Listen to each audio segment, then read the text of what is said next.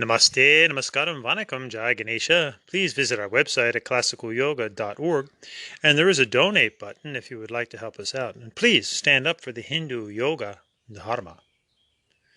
Today's podcast, Panch Tattvas, 5 vital life principles in general, and specifically from the Hindu yoga dharma. These 5 principles will help one to navigate through life in a fairly successful way. And with a little reflection, one will see that without these 5 principles in one's life will be less than successful at best and even chaotic and dishonest. So let's go through them. 1. Wisdom. 2. Judgment. 3. Critical thinking. 4. Logic and reasoning. 5. Generalities and specifics. Now, in the Hindu yoga dharma specifically, wisdom would be samadhi, judgment, vichara, critical thinking, vivek, logic and reasoning, vitarka, generalities and specifics, sarvesham and visesa. So let's begin with wisdom. Now, I don't think anyone would want to be unwise. So let's look at the definition of wisdom. The ability to recognize difference.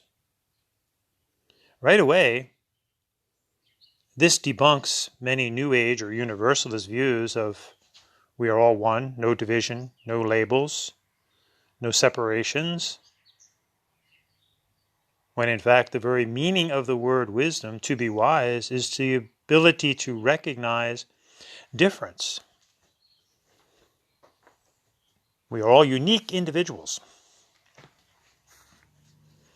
You did not choose your sport, your hobby, your profession, your spouse perhaps, because they were the same as everyone else, but because of the difference. Now, in the Hindu yoga dharma, Hinduism, the Hindu religion, one of the words we use for a goal is samadhi, which means calm wisdom. In other words, acquiring this ability to discern or recognize difference. Step 2, judgment. Right away, this again debunks the New Age or the Universalist notion of do not judge, which is a judgment. So let's look at the definition of judgment. The ability to make wise decisions. See how these build one upon the other? So having recognized difference, the ability to make wise decisions.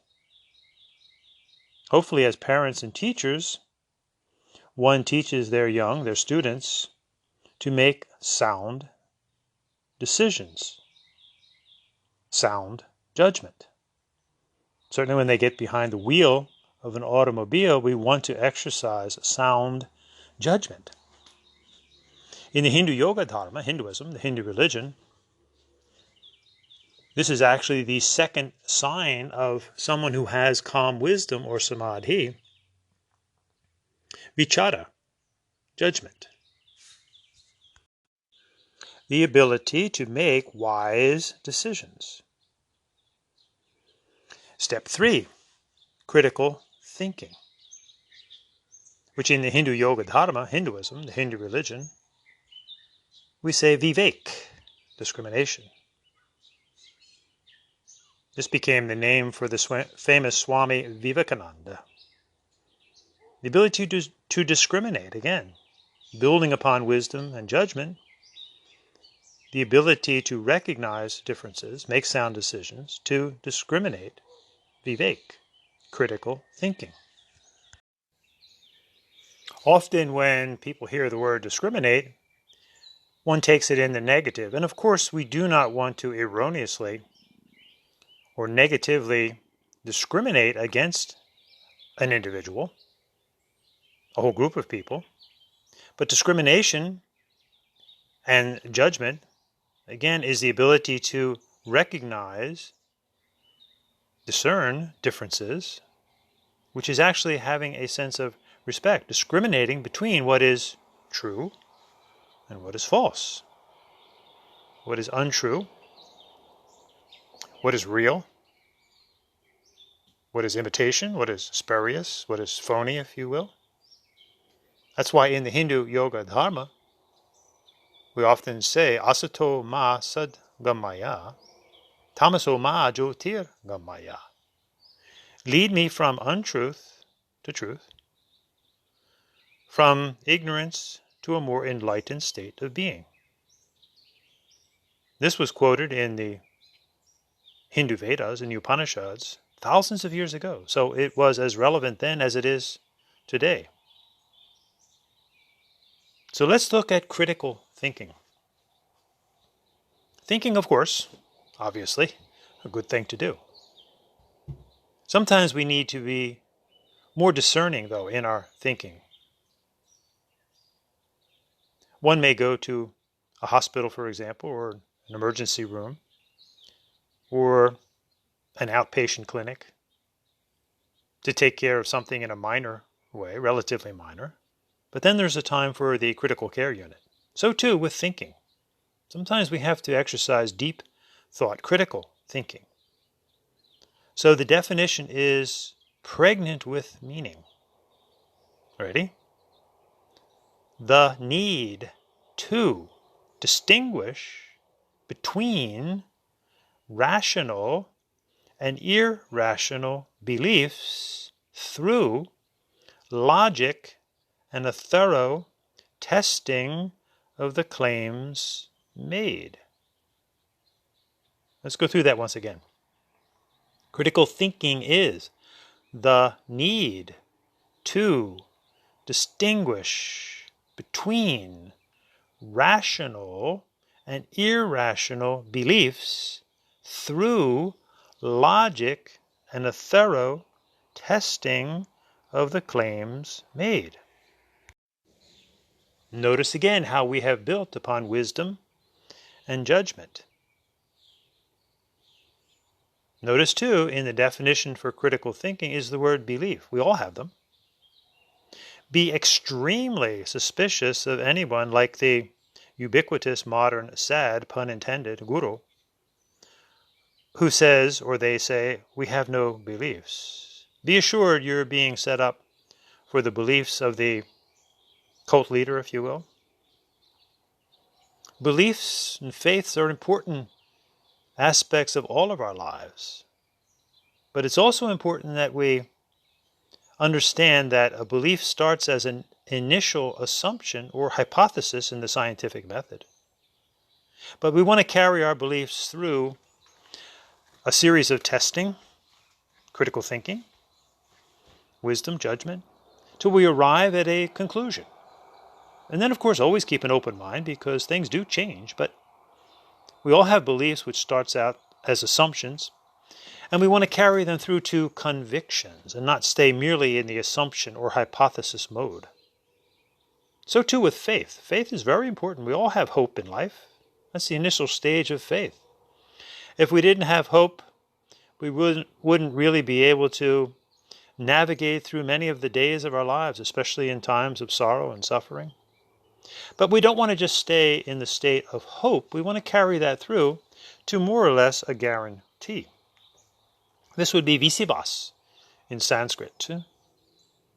A sense of breathing easy and letting go, having initially started with an asha, with a hope about someone or something. So through time and testing, you all know that when you live with someone for decades perhaps, your initial hopes become more or less a guarantee. You can breathe easy. You can pretty much, though we always have to be open for, as individuals, we can do most anything, sadly. Pretty much count on each other after we've known each other for years. We have a certain guarantee or letting go and breathing easy. avisivas, which begins as hope.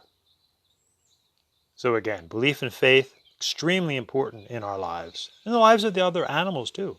Those of you that have pets, they have great faith in you. They have hope in you that you will take care of them. They have certain beliefs about you.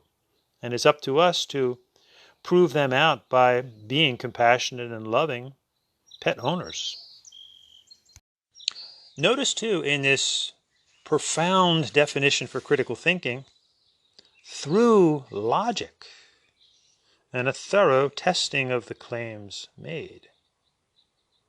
Which brings us to step 4, logic or reasoning.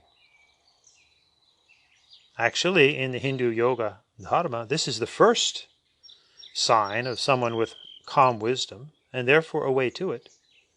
Vitarka, reason, logic. Say to yourself, does it make sense? Is it reasonable? Or is it unreasonable? Is it logical or illogical? Actually, in the Hindu yoga dharma, Hinduism, the Hindu religion, we have 6 orthodox systems of Hindu philosophy, and we often look to the first one, Nyaya, which is the logic of logic, the philosophy of logic. And some of you who are in the spurious yoga movement of today are familiar with one of these philosophies. We call them darshanas, or insights. The Yoga Darshana, the Yoga Sutras, the Raja Yoga of the Saiva Hindu guru Patanjali. So in these 6 orthodox systems, we have Nyaya, Visesika, Mimamsa, Vedanta, Sankhya, Yoga. Basically logic, the objects of logic, important rituals and why we do them, the end conclusion of the Vedas, the science of enumeration, and putting it all into practice in the Yoga Sutras. Remember that yoga is a Sanskrit, Tamil, Hindu word, yogam, and it profoundly means to yoke, Y-O-K-E, to one's Atmana, which is the Hindu word for soul, if you will. It's a bit different. And then to a greater source, which Hindus call Brahman, which is not God. Notice now how we are really employing wisdom and judgment and critical thinking and logic and reasoning. So let's look at the logic of logic. And because it is logical, it should stand true no matter what language one uses. So in classic Western logic, using English, which is of course a secular language, we have perception, inference, comparison, testimony, a 4-fold process to arrive at a relatively safe conclusion about something, someone. Perception, inference, comparison, testimony. You see it first. You see a thing. You see an individual. You perceive it, perception. Then you have your afterthought or your inference when you think about that thing or that person, inference. Then often comparison comes into play as you compare one thing to another, one person to another. And finally you get testimony. You get verbal conviction. Perception, inference, comparison, testimony. You can use this logic of logic to carry you through life. Imagine, for example, if you want to purchase a new vehicle. So you first see it, perception. Then you do your homework. You find out the specifications, the gas mileage, the price. Then you compare it perhaps with other similar models. And then you may get a final testimony from someone who has a similar vehicle, and you ask them, how do you like this? It's a pretty sound way, using wisdom and judgment, critical thinking, to arrive at a necessary, successful conclusion. Perception, inference, comparison, testimony. Now in the Hindu yoga dharma, we see this in the Nyaya philosophy, detailed as prataksha, anumana, upamana, sabta. Same thing. Perception, inference, comparison, testimony. Prataksha, perception. Anumana, which literally means the afterthought or inference. Upamana, or next to thought or comparison. And then sabta is testimony. Prataksha, Anumana, Upamana, Sabda. Perception, inference, comparison, testimony.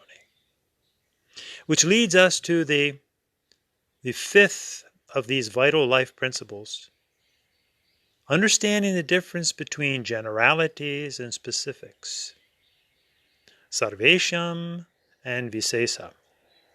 And note, we've been doing this throughout. This is extremely important, for we often make this mistake.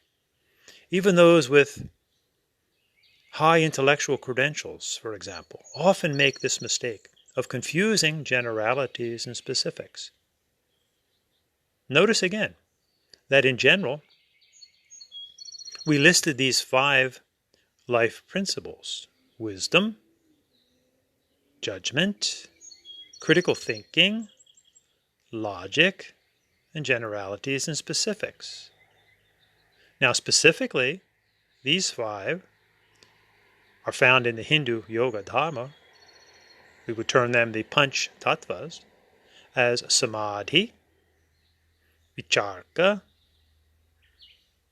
vivek, vitarka, sarvesham, visesa, respectively.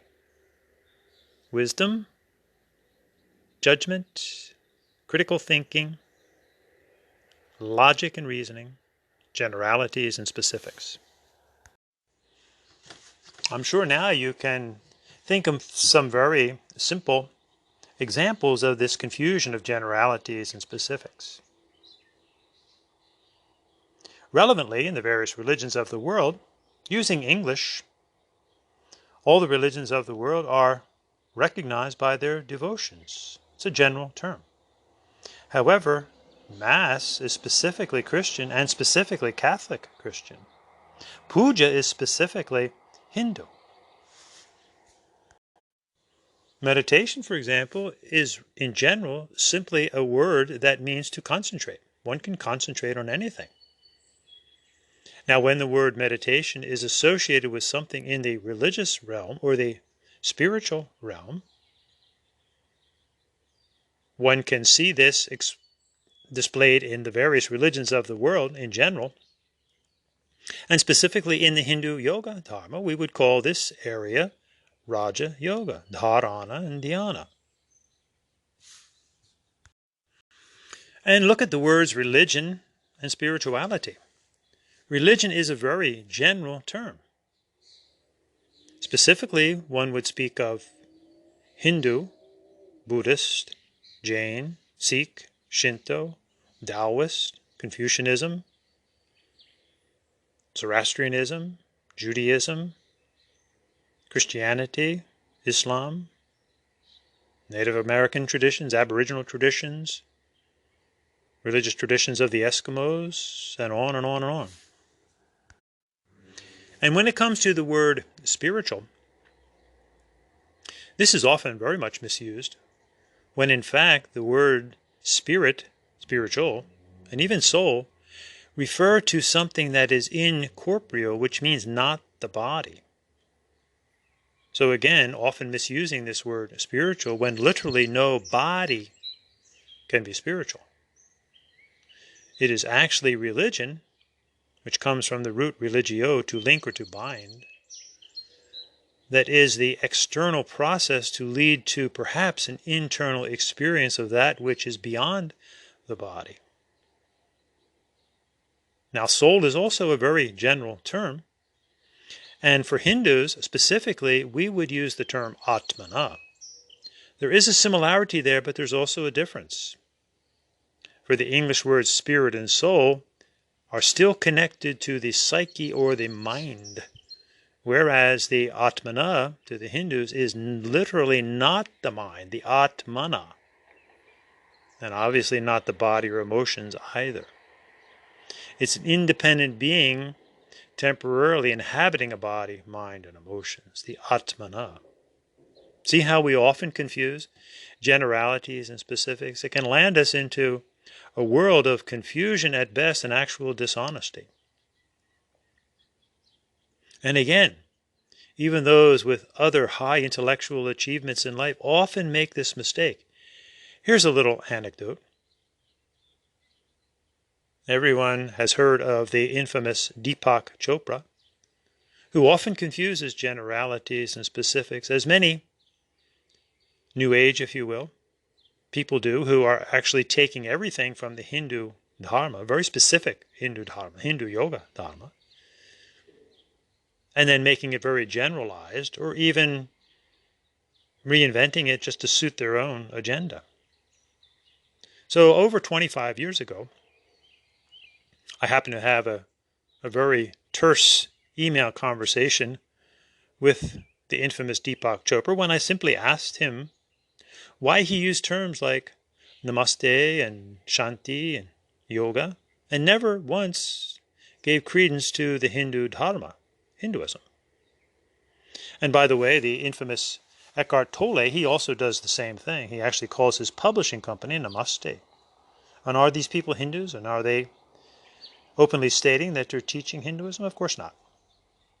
So when I asked Deepak in a short email why he never recognized Hindu Dharma, he simply abruptly wrote back, "Do you think only Hindus have devotion?" Of course not. See the confusion? No. Devotion is a very general term, but namaste is a specific term. That's a Sanskrit term. Yoga is a specific term. That's a Sanskrit, Hindu, Tamil word, yoga, yogam. Which brings us to today's so-called yoga, which is a blatant misunderstanding, not only of wisdom, judgment, critical thinking, and logic, but of this confusion of generalities and specifics. Exercise is a general term. Stretching exercises, a general term. Yoga, however, is a very specific term. So now, using our Panch Tattvas, our 5 vital life principles of wisdom and judgment, critical thinking, logic, generalities and specifics, we now look at this word yoga. What language is it? It's a specific language, Sanskrit, and Tamil, yogam. And what is Sanskrit? By definition, the ancient Arya language of the Hindus. You see another term there that's been distorted? Arya. It really has nothing to do with a race or Germany. Arya is a Sanskrit Hindu term which means noble. So the very definition of Sanskrit is the ancient Arya or noble language of the Hindus. It's a religious language. Therefore, specifically using any Sanskrit term, one, if they are honest, must recognize that this is specifically about the Hindu Dharma, Hinduism, the Hindu religion. So yoga is a Sanskrit word. And the definition of yoga is yuj atman brahman cha. Again, to yoke, Y-O-K-E, or join, to one's atmana, our Hindu understanding of the soul or the spirit, if you will. And then to Brahman, which is not God. Brahman is a greater source, a neuter term for the greater forces of what is the atmana. So with this one word, yoga, which has been totally confused due to a lack of wisdom and judgment and critical thinking and irrationality, illogic, and a distortion of generalities and specifics, this one word yoga defines what it is essentially to be a Hindu. To find one's atmana or soul and then soul source. So then we have to obviously define what is the atmana to the Hindus, which in general in other religions and using English is termed the soul or the spirit. And we succinctly define what is this atmana. In general, it's love and light and energy. Specifically, it's Sat Chit Ananda, pure existence, pure consciousness. Sat, Chid, pure energy and knowledge, sound energy, light energy, heat energy, which becomes the human emotion of bliss, Ananda. Sat Chit Ananda defines the Atmana. Or, in English, love, light, and energy. Om, this are we, with emotions, mind, and body. Not respecting the specifics of life is to make a very grave, disrespectful, and dishonest mistake, injustice, if you will. And please remember that God is a very specific term and should never be used in a superficial way or a general way. God is a Christian term, Anglo-Saxon, and it refers to a one, male, as opposed to goddess, creator, being, noun. It's not for nothing that Christians will say, Our Father who art in heaven, thy kingdom come. It is not our Mother who art in heaven, thy queendom come.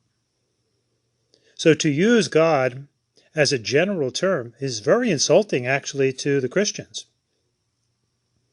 Orthodox Jews, for example, will say Yahweh or nothing at all. Orthodox Muslims will say Allah. So especially for Hindus to use the word God in a very general way, it's actually insulting to both Christianity and Hinduism. For as Hindus, you have many specific terms that actually were around far longer than the Anglo-Saxon word God, which has actually only been around for about 1,500 years ago. So there's a very interesting conversation starter. Prior to 1,500 years ago, God didn't exist. So for Hindus, we have terms like Brahman, which is a neuter term. It's a being verb, not noun, for the greater forces of Satchit Ananda. And then we have many, many other terms, Sanskrit, Tamil terms, Ishvara for Brahma and Vishnu and Shiva, and Ishvari for Saraswati, and Lakshmi and Durga Parvati, respectively. Then every Hindu has their Ishtadevata, their chosen valued deity, like Ganapati or Muruga, Shiva Parvati, Krishna, Vishnu, Lakshmi, Hanuman, Sitaram, Santoshima.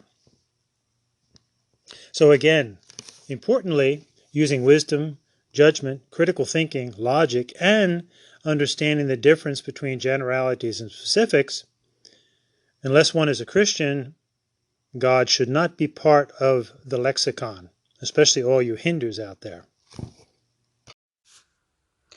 So why not strive to exercise in our life wisdom and judgment and critical thinking and logic and reasoning, discern between generalities and specifics? And to all of the fellow Hindus out there, recognize the profound wisdom of the Hindu yoga dharma and stand up for it. Samadhi,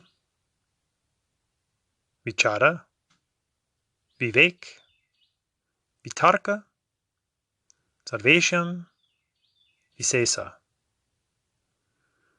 And strive to go from untruth to truth, recognize our ignorance to our ongoing enlightenment, and tap into the inner experience of bliss, ananda, satchit ananda. So as Hindus we would say, and end with asato ma sadgamaya, tamaso ma jyotir gamaya, mrityor ma amritam gamaya. Om, peace, peace, peace in general, specifically to Hindus, shanti, shanti, shanti. And remember, in general, peace is not merely the absence of conflict, but the presence of justice. Have a wise day, a day of making sound judgments, exercising critical thinking, striving to be logical and rational, and respect the differences between generalities and specifics. And be at peace. Om Shanti Shanti Shanti.